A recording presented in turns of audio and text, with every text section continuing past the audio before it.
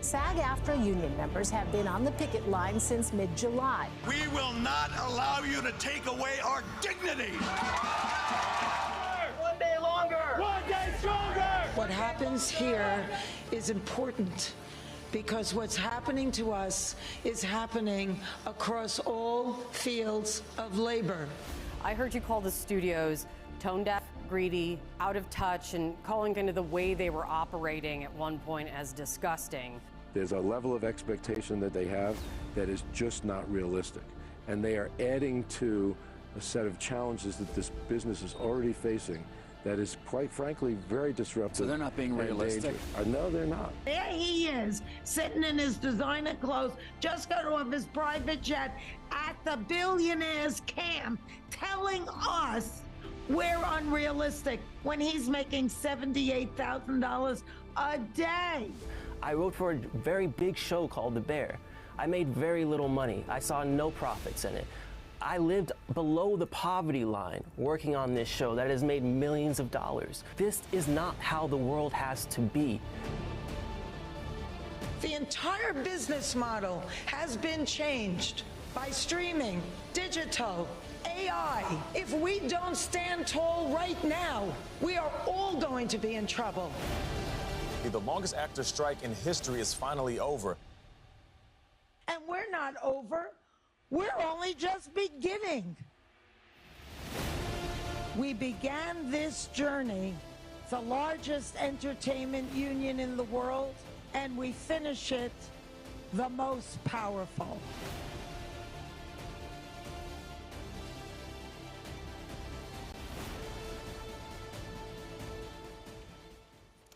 Hello, I'm Sarah Ellison, a staff writer here at The Post, and I am thrilled to be joined virtually by the Hollywood Woman of the Hour, Fran Drescher. Welcome, Fran.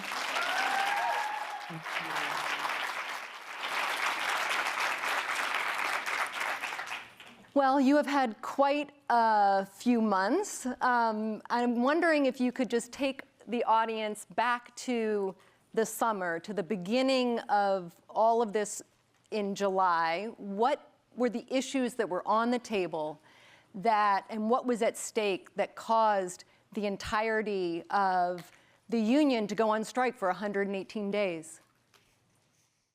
Well, we actually were in a negotiation with the AMPTP negotiators, not the CEOs, for 35 days. Which included an unprecedented 12-day extension with the hopes that we would be able to avert a strike. But I had identified that there was a disconnect between the contract that we were trying to improve and the new business model of streaming. And so together with Duncan Crabtree Island and our negotiating staff and our negotiating committee, we came up with the proposal that would offer the performers that are working on the digital streaming platform a new stream of money to compensate for the losses that they were experiencing when television moved from linear TV to a domination of streaming television. And for 35 days, we said we needed to get this new stream of revenue. We had to get money out of another pocket.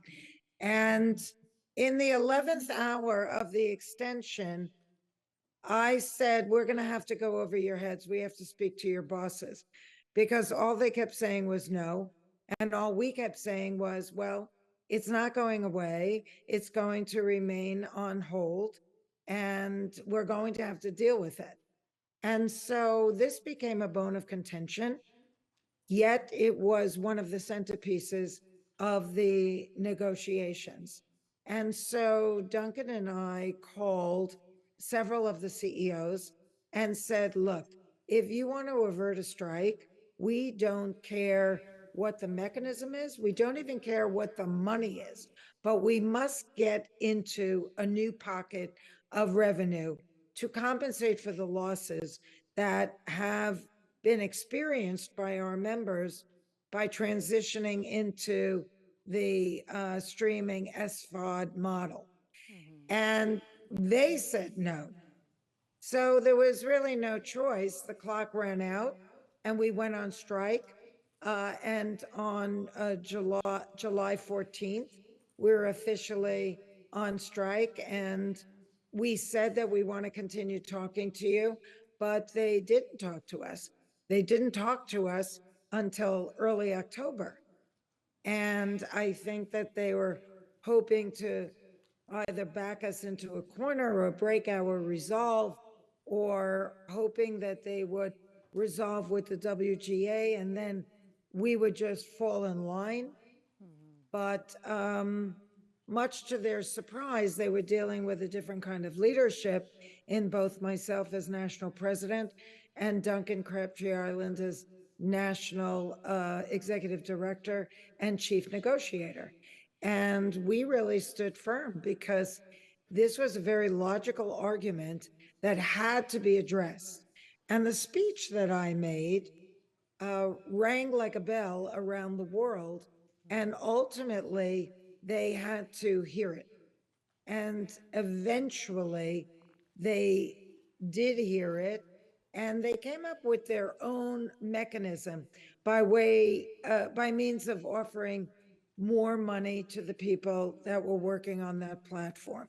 It wasn't as elegant. It really wasn't what we had hoped for. But after 3 different versions that we kept offering them, and them getting up and, deciding that they weren't going to continue with negotiations, they broke negotiations at one point for 2 weeks.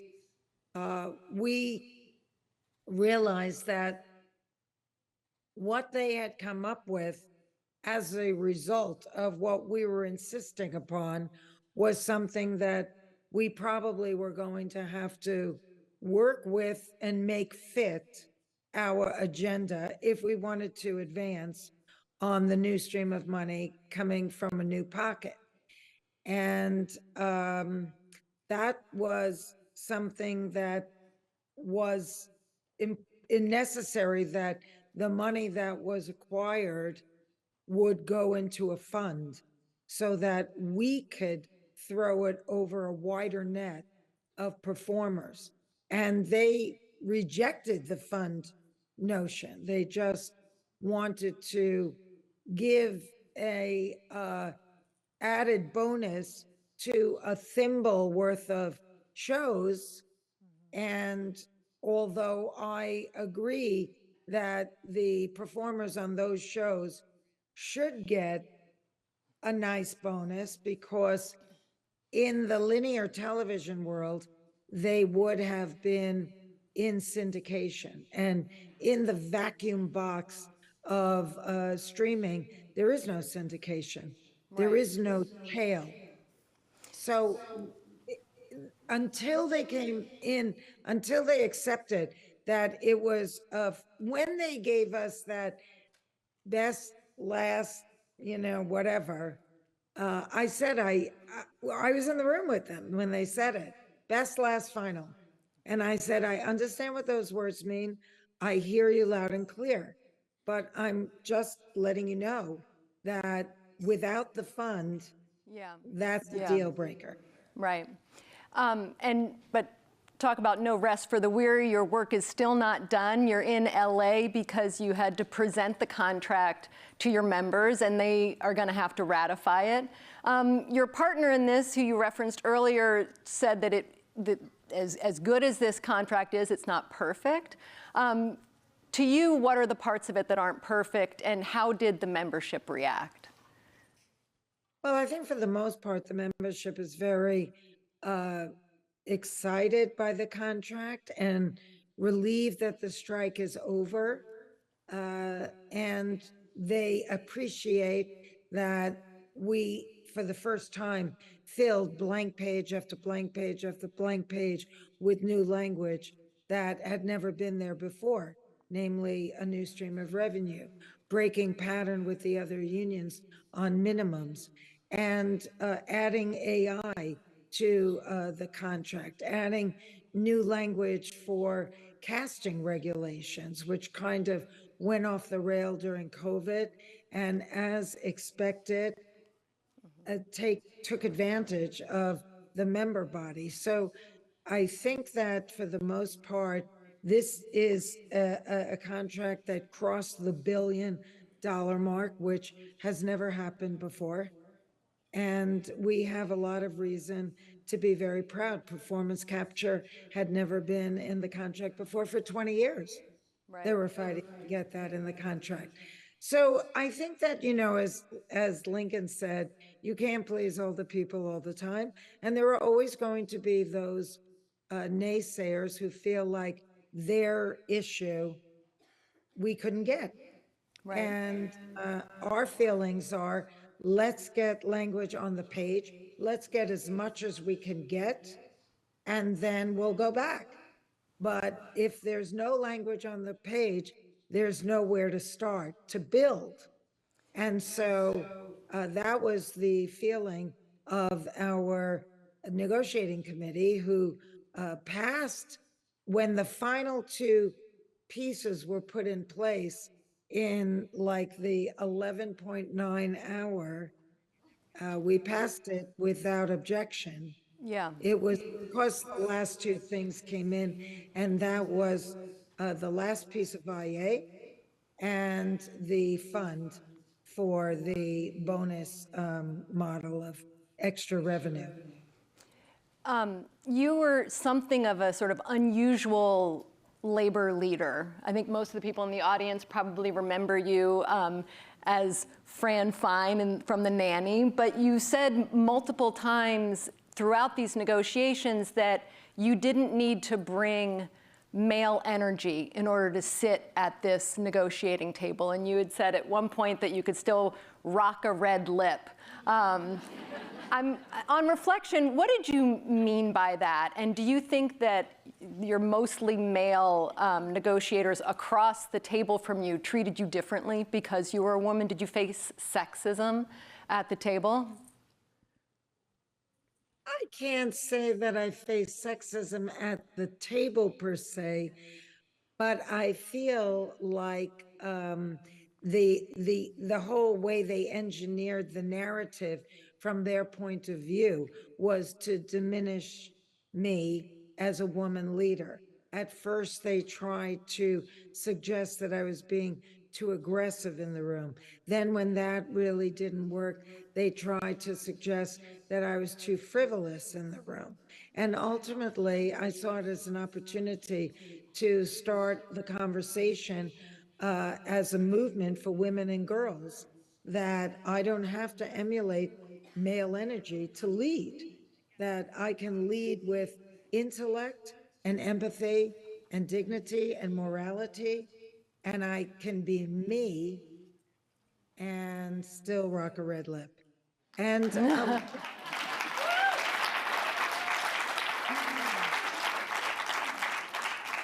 so this strike came amid what has become known as hot labor summer.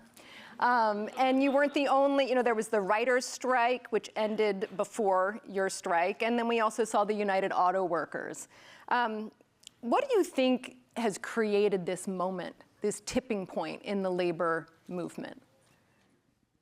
I think it became a little bit of like the emperor's new clothes, because when I made my speech, I specifically spoke to workers around the world. I wanted to put it into a larger picture, that what was happening to us was happening to workers everywhere. And even though we were able to get a kind of press coverage because of the nature of our industry, we were standing on the front lines speaking for everyone. And that with the advent of AI, it was very important that as a labor force, that we stand behind our convictions and that we make it known that we are not going to put our livelihoods in jeopardy because of AI. over and over again, we've seen through the 20th century that new invention doesn't necessarily get introduced with the foresight required to anticipate what the negative ramifications of it might be. And for that reason, we see all kinds of problems globally, including massive environmental problems and species collapses. This is because of human intervention and invention that gets imposed upon culture and society. And so at some point, I think that we have to start looking at things differently. And we have to actually think that, first of all, who are we getting these inventions from? And are they people that incorporate empathy and spirituality in their invention? Because if they don't, it may not be actually what we need. It may seem enticing, but in the long run, is it something that we need? Is it going to help society at large? Is it going to help people live a decent life and put food on the table and raise their families and pay rent? These are things that need to be considered. And I was hoping that by putting it into this context, that I could also elevate the conversation to changing what the word success means in business.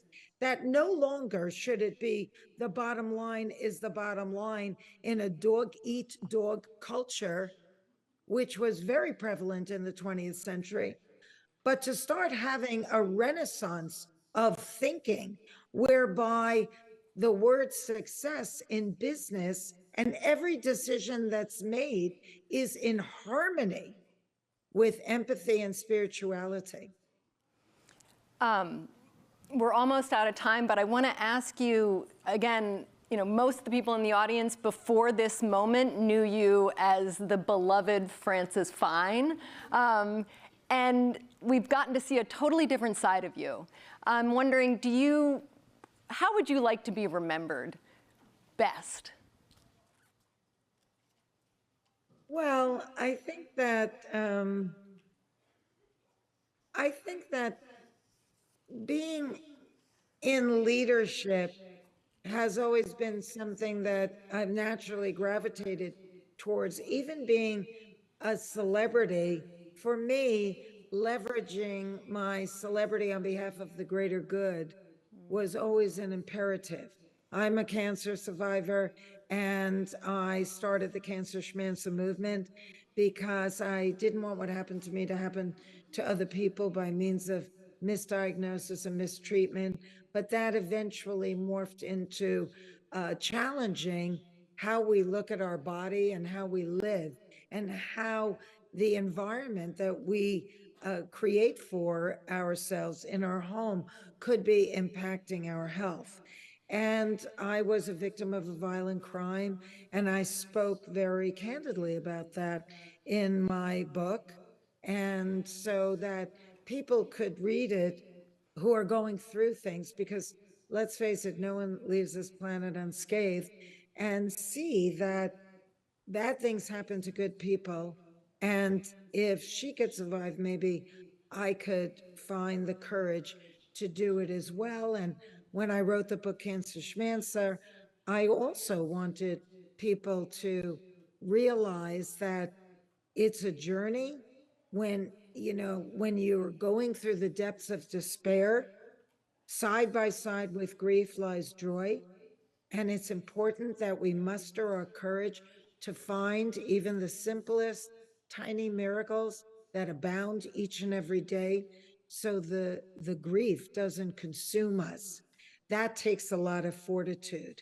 And I go to the mat over and over again for people that are being marginalized, for people whose civil liberties are being compromised, for arts and education, for environmental issues. And I was successful in getting a bill passed in Washington by unanimous consent when all 100 senators said yes to the Gynecologic Cancer Education and Awareness Act.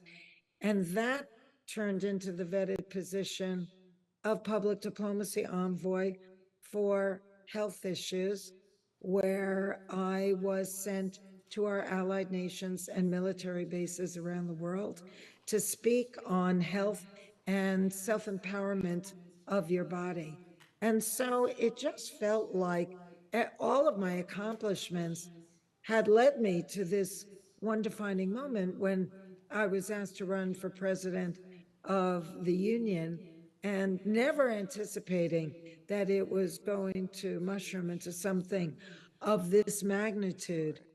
But I feel like I rose to the task, and quite honestly, I don't believe I could have done it without my Buddhist wisdom, which I brought into my negotiating committee every single day, as well as my negotiations with the CEOs of the AMPTP. And everybody kind of had to adjust to the fact that I was always putting what we were doing in the context of this historic moment where we all have a responsibility for the future, and to always be mindful of not having ego in this negotiation, but actually extending a sense of kindness and mindfulness for yourself, and then extend that to others. And I always allowed people the room, as I do for myself, to err, because that is what, it is to be human.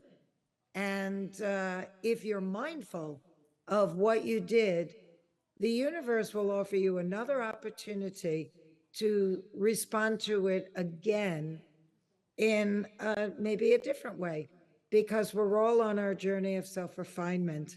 And sometimes we have a reflexive response that's not the best response.